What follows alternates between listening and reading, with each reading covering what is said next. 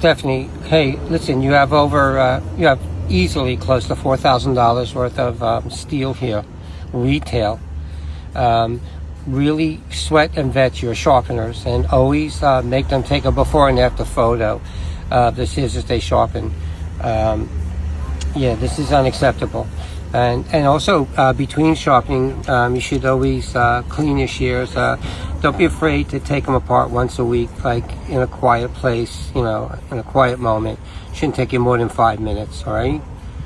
So, don't be intimidated by these shears. Just look at them as two overpriced pieces of steel connected by a 50-cent screw assembly, all right?